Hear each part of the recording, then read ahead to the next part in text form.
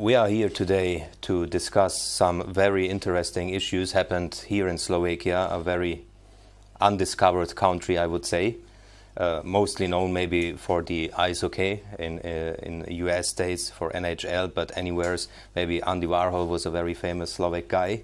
But what inspires me now here at this stage, that you were able to produce a very outstanding project, which we can say is an Experimental Studio Bratislava series, and it wasn't possible to do such projects in the old times of communism because of bureaucracy and no interest at all maybe for art, let's say it that way. And Mr. Peter Dogwiller from Switzerland is actually the main person with, you will say it yourself, on this project. And the main question also is, have you ever been in the vinyl industry before, or you said you were a collector or something like that? Yes, I have been a collector for 50 years. I was maybe not directly in the vinyl industry, but I was involved in music. I ran a music festival in Winterthur, okay.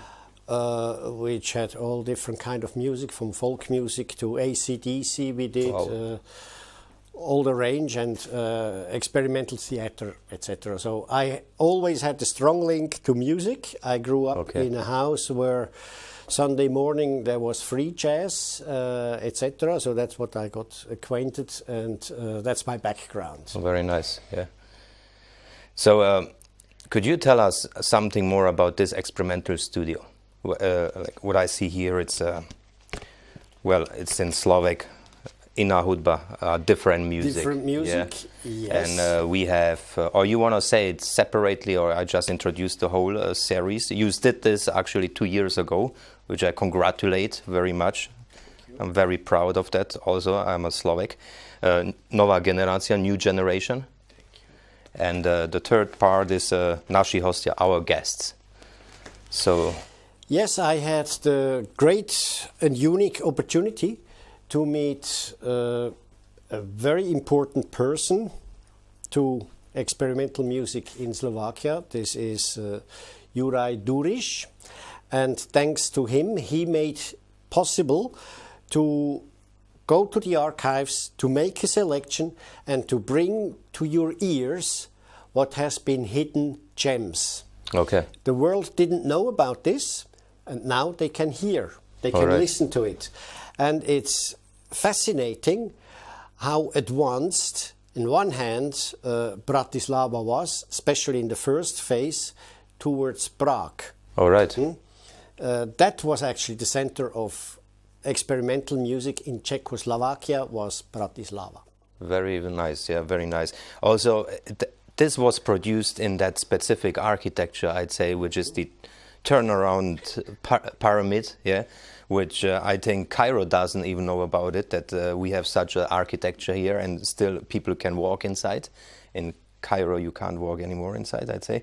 And could you tell us more about that type of production inside this building, or how that worked out, or where did you actually produce that, or that's the archive, yeah? Yes, in this building, in this unique architecture building, is the experimental studio, based, and still nowadays. In those days it was analog. All right. So about your collection yourself, what is your most significant collection? And actually you said before when we were talking, it's a kind of addiction to collect, and actually in Slovakia helped you out because of the beautiful nature here in the Carpathian Mountains. Actually you came into the position that you were able to let go and to start also selling your collection. So could you tell us something about that? I was, like everybody else, I was hooked on the music you hear first when you're a child. Okay. In my case, it was the Beatles, the Stones, and free jazz, thanks or due to my father. And then I had the opportunity to travel for 20 years professionally to all different countries in the world. And those were the days where record stores still existed. All right. Yeah. And my hosts, they always brought me to the record stores, where they brought other guests to the bar. So I went to the record store. So you were, and that's what you can see here as a result. Okay. I concentrated in the collection on ethnical music or on local music, on the local Charlie Parker or on the local John Coltrane or the local Jimi Hendrix. And then later, when 1990, we came towards the end of 1,000 years. I thought, what happened in the last 100 years? What was the development of music in the last 100 years? I started to read books, and then I started to collect electronic experimental musique concrète music. And that was then later on the link to Juraj Duriš. Would this type of music, Experimental Studio Bratislava, for example, would that exist somewhere else in the world, or is there any measurable, let's say, who would be the leader, or in what stage would that be? I cannot talk about leaders, but you see, after the Second World War, it started with this type of studios. They had new equipment, not in the East, but in the West, in America. So you had a very important center in the States, Princeton University. You had the RCA radio stations. It was normally radio stations who had that equipment. In Europe, it was Rome. It was Stockholm.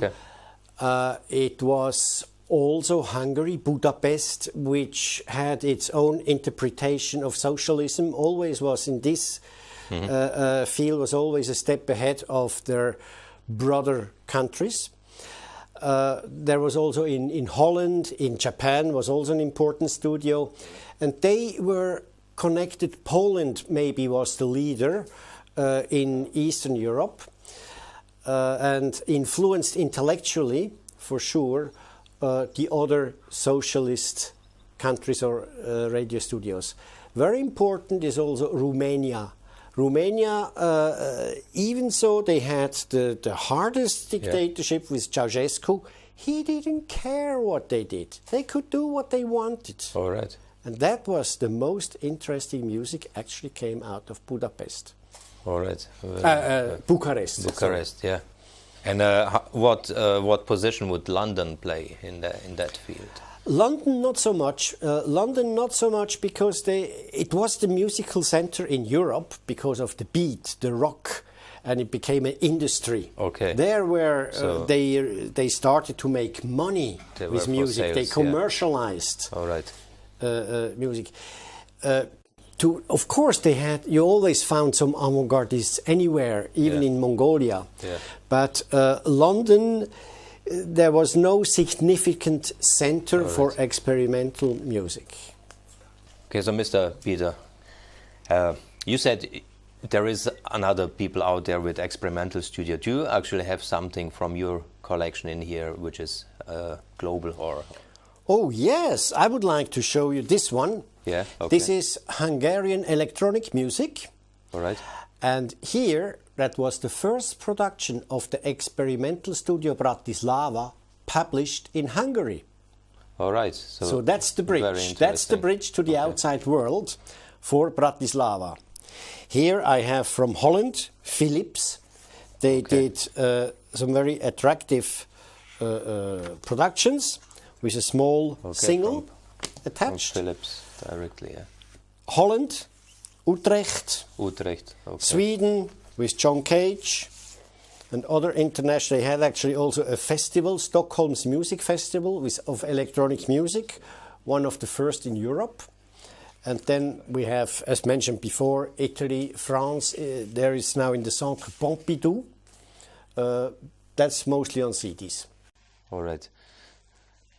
So this music, would that be similar, or is it differences in it, or is there any cultural issues integrated into it? Like, let's say here, would there be a Slovak folk music maybe indirectly out of a sound or something? Yes. In the first issue of our series, there you can hear a particular sound. All right. Why is that? Yeah. Because that electronic equipment was not available on any market. That was homemade. All right. And that gave a special sound. And listeners, people who bought it, and then they got the second one, Nova Generatia, they came and said, hey, this sounds different. It sounded already international, because in the meantime, they bought equipment from Switzerland and from the West. They had the money and they had the connections. Okay. And suddenly it sounded international.